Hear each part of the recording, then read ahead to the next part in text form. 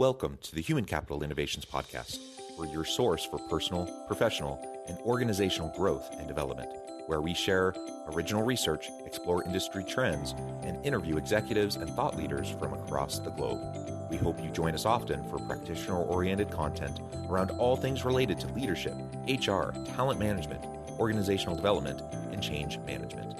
Maximize your personal and organizational potential with Human Capital Innovations Podcast.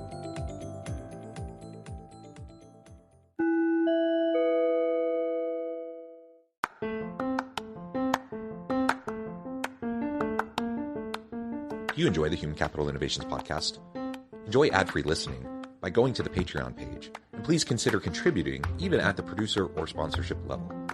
And please leave a review. Thank you for your support.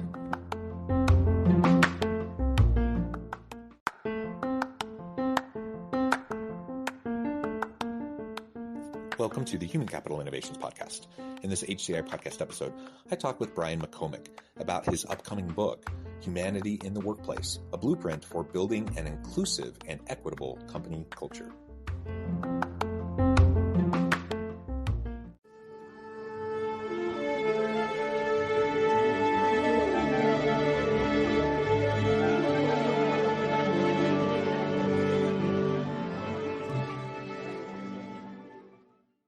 Brian McComak, welcome to the Human Capital Innovations Podcast.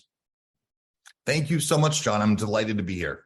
It is a pleasure to be with you. I'm south of Salt Lake City in Utah. Where are you joining us from today? Today, I'm joining from Fort Lauderdale, Florida, which has actually been consistent for a little while because I was one of the nomads during the pandemic. So it's nice to have like a place to call home again.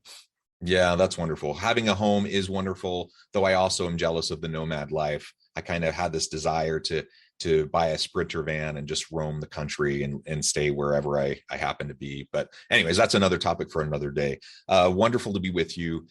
I'm really pleased to have the opportunity to talk about DEI stuff, diversity, equity, and inclusion, and how to create a human-centered workplace. Of course, that's what your book is all about. And that's what we'll be unpacking and discussing together today. As we get started, I wanted to share Brian's bio with everybody. Brian McComak is a diversity and inclusion consultant, speaker, author, and facilitator with over 20 years of experience in D&I, HR, company culture, change management, internal communications, and employee experience. He is the founder and CEO of Hummingbird Humanity, a consulting firm that cultivates and champions inclusive workplace cultures and human-centered leadership. He is also the author of Humanity in the Workplace, a blueprint for building an inclusive and equitable company culture, which was released in 2022. Again, a pleasure to be with you. Anything else you would like to share with me or my listeners by way of your background before we launch in? Sure. The first thing we need to give you an updated bio on the release date. So it will be released actually in Q1 of 2023. It was the original plan was to release it this year, and I realized I wanted to do a little bit more work on the manuscript. So it'll be out in Q1 of 2023. So stay tuned for more, for updates on that for all of you listening, and we'll talk more about later how you can follow those updates and buy the book in a few months. I know writing a book is a big process, and getting it to completion and actually getting it out there, it's a big step. So I get it, and I get taking your time and making sure you have everything just the way you want it. So that's fantastic. And again, it's a great topic. So I'll be anxiously awaiting the release of this book. You know what? I want to embody the human-centered leadership philosophy because I gave such a good answer there of like, I wanted to do a little bit more work on the book, which is true. From the side of vulnerability, which I think is, something that is so important for leaders today. One of the things I learned is I have sort of pushed back on the release date because I'm a little nervous about people reading my book. I'm excited to bring it to life, and certainly am really proud of the message, and I hope it makes an impact. And I've had to find that bravery in letting others read that, the book, the manuscript, which will become a book, and the stories that I have to share there. So, and I love that that's, the conversation we're having today is about how do we bring those conversations to the workplace? Because I went to my corporate training there for a second, which is we're going to make this sound like there was a plan behind it. And the plan was Brian was a little scared. Thank you. Thank you for that honesty. And I think anyone who writes or produces anything creative and sends it out into the world for consumption, understands that feeling. Like you never quite know how things are going to be received, and you're always vulnerable when you do that. So thank you for sharing that, and it's a good model for anyone listening. It's okay to lean into our concerns, and we all have things we're scared of, and that's fine. That's part of the human condition. We learn to navigate that, and ultimately you take that step into the darkness, and you have courage and bravery, and you get that book out into the world, and I'm sure it'll be well received, and it'll be a fantastic contribution. So thank you, Brian. All right, so let's talk about some of the paradigms that you're exploring in your book, that you talk about in your consulting work, around workplace diversity, and what you think might be hindering progress in that space. As with any puzzle or challenge like this, we can tackle it from a few different lenses. So I'll start with one lens around the messages that we all received in corporate life of what we should and shouldn't bring with us. And so we just talked about one of those messages, and the way that I like to frame it is, my first career was in movie theater operations. So I worked in a field operations environment, which doesn't tend to have the same rules as corporate life. And so I got to be a real human there. And my best friends, I worked with them, and we were real humans together. The first day I walked into a corporate office, nobody told me that I should, what I say is take off my coat of emotions, but I knew I was supposed to. My friend Anne says, she calls it having to take off your human suit. So you sort of take off the human suit and become this robot that has to fill all these boxes and expectations and do all of these things.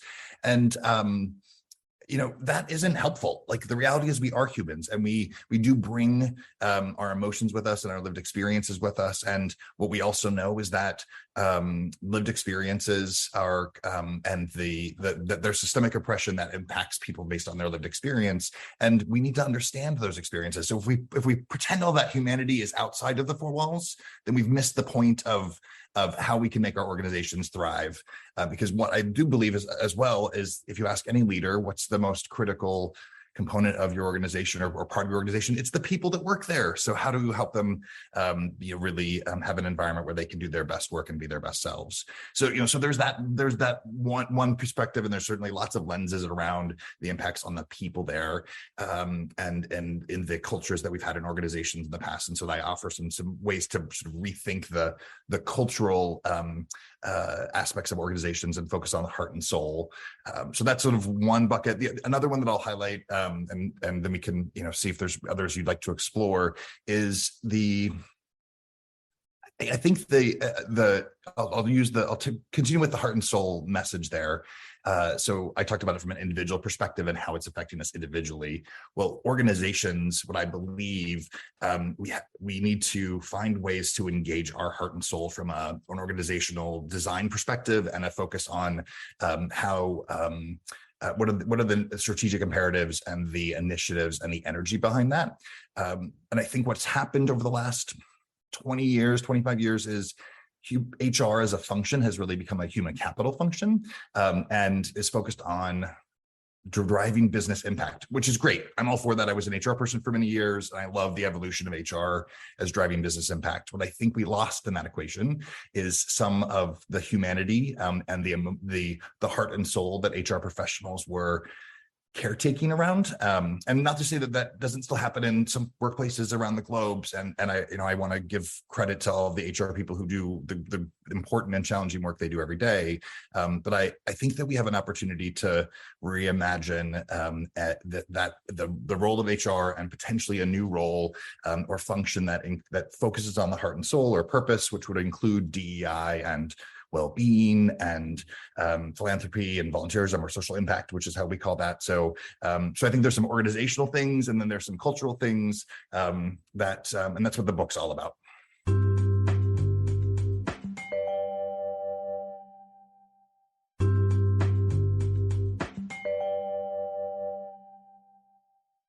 I completely agree. So on the one hand, there's been this move towards metrics and people analytics and building the business case around HR, the HR function, and all of that, because it's the corporate speak, right? It's what people in other areas, that's the language that they understand. So I often talk about, when I have these kind of conversations on the podcast or with other people or in my own consulting work, I have the conversation around, there's the business case for why we do things, and that's important to lay out to make sure it's clear to everybody.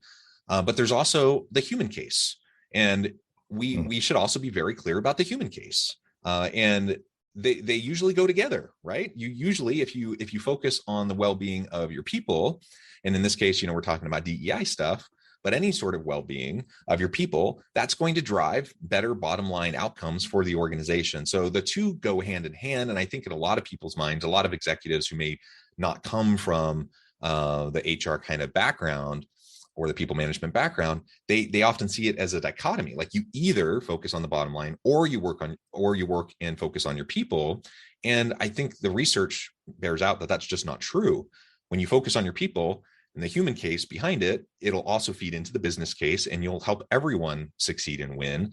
And so I just think bringing the human component back into it is really, really important. And that's something we can't talk about enough, I think, especially in this day and age of data analytics and AI driven decision-making and some of those types of things. Yeah. Oh, absolutely. I have one of the CEOs that I get to work with. We were having a version of this conversation, and what was cool about starting to work with him and his organization is he already had so many beliefs and that aligned with what we're talking about. He wanted to create a human-centered environment. That wasn't what he called it, but that's what he was trying to create. And his one of his core leadership beliefs is that profit and revenue is an outcome of what he does to lead the people at the company. So he focuses his energy on creating an environment where the people that work there can excel. And I thought that was a really interesting pivot, because I think what we, in those meetings, in those various rooms and conference rooms and boardrooms, we look at spreadsheets. So there's numbers on so a spreadsheet or a PowerPoint deck, and we are making decisions about the outcomes. And that's important. I'm not saying ignore the numbers or don't leverage that information, because it's critical. I think what's maybe has been lost is the reality that every single number behind it is a person or a group of humans. And as you're making those decisions, how do you keep those humans in mind? So I think that's I hope we can do more of that. And I do think the pandemic has created room for this conversation to emerge in a way that it really wasn't. There wasn't, I don't think, as much space for it a few years ago. So in the silver linings, look at the pandemic. That's one of the silver linings for me, is that we get to have these conversations, and hopefully not only will it help the success of companies and businesses, but also that it'll make the world better for people. So I'm excited to see where this goes. Yeah, the pandemic really has pushed us that direction. The tight labor market has pushed people in that direction, to organizations in that direction. We just have to focus more on the well-being of our people, and kind of the emergence of empathy as a core leadership competency. That's something that certainly was talked about before, but it's been talked about more in the last couple of years than I remember it ever being talked about in the decades prior. So I think that's a win.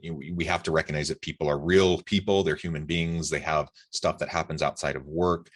We can't just assume people are going to compartmentalize, the stuff that happens at home, and then, walk through the door and automatically shut all that off. Like, that's just not the way we work. That's not the way our brains are. That's not the way our emotions work. That's not the way stress and anxiety works. It all blends together. And so we just need to have some compassion. We have to have some empathy. We need to recognize and meet people where they're at, support them the best we can. When we do those things, then, our people feel valued. They feel needed, wanted. They feel like they have the opportunity to contribute in meaningful ways, that they can be their authentic self in the workplace, so on and so forth. All of that human-centeredness, then again, leads to greater productivity, greater efficiency, greater creativity, greater innovation, all those things which lead to better profits, better customer retention, all of those things. So again, it all goes hand in hand. And I think the organizations that have leaned into that during the pandemic, they've become employers of choice. And as we have the Great Resignation, you see people leaving and going other places, looking at, for greener pastures elsewhere. They're flocking to those employers of choice. And the ones that haven't embraced it, and they kind of screwed over their people, or just were pretty callous towards them during the pandemic, they're losing all their good people. And now they're floundering, trying to figure out how they can survive. Yeah, well, and I think it's important, and I encourage leaders and decision makers to, as you're making business decisions. So one thing I like to say is, I don't really care whether you get to this conversation because you think it's good for your bottom line, or it's good for people, or it's good for people. It's good for both. Wherever you're starting from, thanks for joining the conversation. Let's do some good work together. And so, for those leaders who didn't focus on humanity part of this conversation over the last couple of years and are really focused on the business impact and outcomes that the human-centered leadership conversation can emerge, that conversation from the pandemic that we're talking about here, we're talking about from a workplace context. The other side of it is, people have said, life's too short. Life's too short to be miserable at a place that I don't want to work, or that doesn't treat me well. And there are choices, and I can move to a different place. I can, I can join the gig economy. So I think workers have a much expanded understanding and awareness that they have more of a choice than ever before in where they get to work and what that looks like. So if you want the best people, you have to create an environment where they want to be. And I think that's a new lens to think about it through. I think the other part of that, I also think, is important for leaders and decision makers to think about, is the changing demographics of the world. By 2040, the United States population will be predominantly people of color. So whether you're looking at it from your employee base or from your customer or clientele base, the reality is the workplaces that we lead today have to change to engage the evolution of the demographics of our workforce. So if you're focused on the long-term success of your organization, get in the conversation. Yeah. And so all of this feeds into diversity, equity, and inclusion. I've mentioned belonging as well. That's often included in the acronym.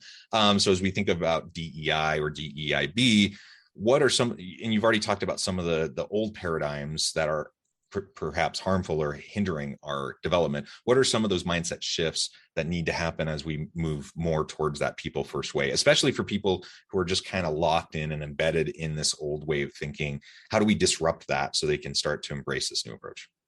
I'll share that I have I have a very specific perspective on how we can move this conversation forward. So I was an HR professional for many years, and I was then a DEI professional, and now I combine those skills and experiences and understandings into the work that we do at Hummingbird. When I think about the way that DEI has been done, and this is a perception. This isn't necessarily, as with anything, you generalize something, doesn't mean it's true everywhere and every person and every organization. But generally, the work and the approach to DEI over the years has made people feel bad, and it has felt accusatory, and it has felt blameful, and so then people don't want to engage in that conversation. You're like, well, that didn't feel good. Why do I want to be part of that? So the way that and the other piece of it is that DEI focuses really focused on awareness and education. So like, you should learn about these other experiences. Well, it's not possible for us to learn about all the things and all the experiences for all the people that we work with and that are in the world around us. So the way that we at Hummingbird try to shift the paradigm, and we were talking about this a moment ago, and you were highlighting around the paradigms of inclusive leadership. So it is happening, the conversation happening. I think we need to be more clear about it. So our focus is on how do we develop the skills to be able to see each other as humans, to identify our shared humanity, to then use that shared humanity as a catalyst to say, okay, well, John, you and I have different lived experiences. Let's learn about what happened in your life. And I think if we can start from, we're in this together as humans, and we also have different experiences, that allows space to understand systemic oppression in a different way. So that's the real focus of the work that we do at Hummingbird. And I hope that that's what we're going to see more of, is how this work can help the people and organizations have conversations that are building bridges and allowing us to see each other, understand each other, and acknowledge the systems of oppression that impact others. And then when you have that opportunity to understand through a different lens, then you can also then take action and support the change that's in progress. So I hope that that's where we go from here, is we do more of that and look at the skills and the capabilities and build those muscles that are required for these sensitive conversations. One other thing I would just mention very quickly there is one of the other tenets of workshops that we do around that we typically facilitate conversations around DEI topics, but the focus is on the conversation, not the content. And one of the things we say is, we don't expect you all to agree with that content that you watched or listened to. The goal isn't to agree. The goal is to understand, and then to have the ability to engage with other humans in a respectful way. And we've seen that to be very powerful. So those are a couple things that I think are happening, and I'd like to see more of.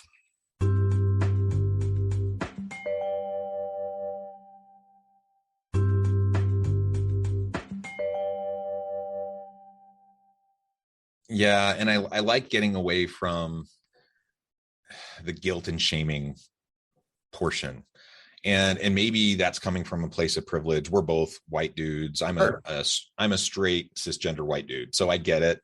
Like, maybe that's easy for me to say, and in part because I've felt that. I felt awkward in those conversations, wanting to be an ally, wanting to do the best I can, not being quite sure when it was appropriate for me to even comment or how to comment. So that's hard on the one hand.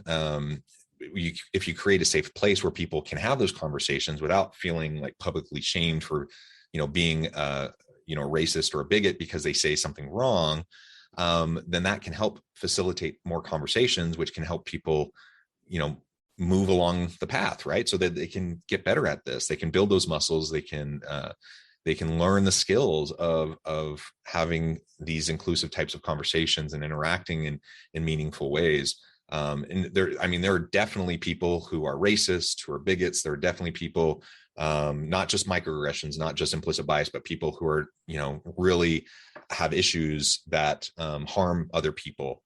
That definitely happens. But I do believe that most people are good. Most people are trying to do right by others. And most people, even if they might say something the wrong way, when it comes to just working side by side someone, that they value them, they appreciate them, and they want to work well with them. And it doesn't matter that their skin color is different or they're a different gender or whatever, right? I do believe that, but it's hard to get to that place where we can be patient with each other, where we can be understanding of each other, where we can give people space to learn and grow. So that's like on the one hand. On the other side, I might come at this a bit differently if I was, say a member of the LGBT community, a Black woman of color, something like that, where I have, not embedded privilege, but I have systems of oppression that have been holding me down throughout my life. I might approach this and not even say what I just said. So I get that too. And that's part of the hard conversation, and part of why I think what you were saying is important, that we don't need to agree completely on this, but we do need to agree to hold space for people to express themselves, to be civil with each other, and to try to help each other move along the path. And if we can do that, I think we can get there. I really do. I am optimistic and I'm hopeful for, the human spirit. I think most people want to do right by others. Most people want to work in a place of harmony. Most people want to treat other people well, I believe. Yeah. And I appreciate everything you've just shared. And I realized one of the things that I haven't done in this conversation is share anything about my identity. So for those of you listening, and because you can't see me, of course, I am also a cisgender white guy, like John. I am gay, and I also am a person with a disability. I have 3 invisible disability identities that I live with, and those are stories that I tell in the spirit of just vulnerability and helping others know that they're not alone. But I think it's such an important point, John, around the fact that you and I are both cisgender white guys. And I get that sometimes there are people who are in highly marginalized communities. They're like, Brian, you're sort of living in a fantasy land if you think that's going to change things. And that's okay. Like I welcome those challenges. I think it's important that we have all voices in this conversation, and those people that are leaning into that emotion, whether it's anger or hurt or pain or whatever it is, and saying, I'm going to use my voice, and I'm going to name this, and I'm going to challenge you. I need those voices in my work as well. I think the hope that I have with the way that we approach this work at Hummingbird is if we can shift the conversation and develop the skills to really have those meaningful conversations, it allows for the people that were previously feeling like they were being blamed to be able to move to a place of, now how can I hear this pain in a different way, and how can I be part of the solution? So that's I think really the goal, although I haven't said it that way before. So this conversation, as with any conversation, it's always helpful to continue to think about how are we trying to honor the realities of the impacts of systemic oppression, and how are we doing work that's driving change. So so thank you for saying all that. I think it's and particularly one of the things that's important for I think those of us that are white and white cisgender and men as well, is to acknowledge our privilege in these conversations, because as much as I've learned, the reality is about the impact of oppression on others, I'm still a white guy, and I can't sort of undo all of my experiences and put them aside. So they do influence the way that I see the world. Well, Brian, it has been a pleasure. I know at the time, I love this conversation. We could go on and on and on, but I'm going to have to let you go here in just a minute. Before we wrap up for today, I wanted to give you a chance to share with listeners how they can connect with you, find out more about your work and your team, and then give us the final word on the topic for today. Sure. If you'd like to connect with me, the best way to connect with me is on LinkedIn. You can just search for Brian McComak, which is McComak, which is a strange spelling for McComak, but just roll with it. And then Hummingbird Humanity, you can follow us on LinkedIn, Instagram, and Facebook. So keep in touch with us. And we have one of our mission at Hummingbird is to amplify the voices of the unheard. So that is the core to everything that we do. So if you join our community, you'll receive content and updates from a variety of different voices. It's not centered around me, Brian McComak, although hopefully you've enjoyed hearing from me today. I think on the final word on this topic, what I hope we can all do is, as we continue to take steps forward to create diverse, equitable, and inclusive environments, organizational cultures where people feel like they belong, is that we really do lean into our humanity. And humanity is messy. It means that I make mistakes and I get things wrong. And it means that sometimes I get to celebrate and have joyous moments. And sometimes I'm dealing with a serious situation, but I need to have a moment of levity to be able to get through it. And I think I just encourage us all to embrace our humanity, because I believe that if we do that in small ways and big ways, it's going to make an impact on the people that work in our companies and on the success of our companies. So embrace your humanity, be real, be human, and it's a wonderful thing. Yeah. Thank you so much, Brian. It's been a pleasure. I encourage listeners to reach out, get connected, find out more about what Brian and his team can do for you. And as always, I hope everyone can stay healthy and safe, that you can find meaning and purpose at work each and every day. And I hope you all have a great week.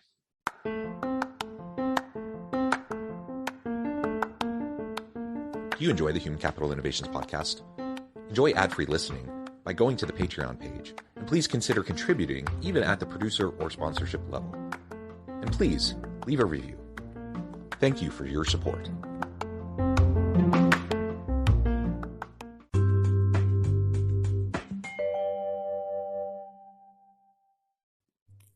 Thanks again for joining us for this episode of the Human Capital Innovations podcast.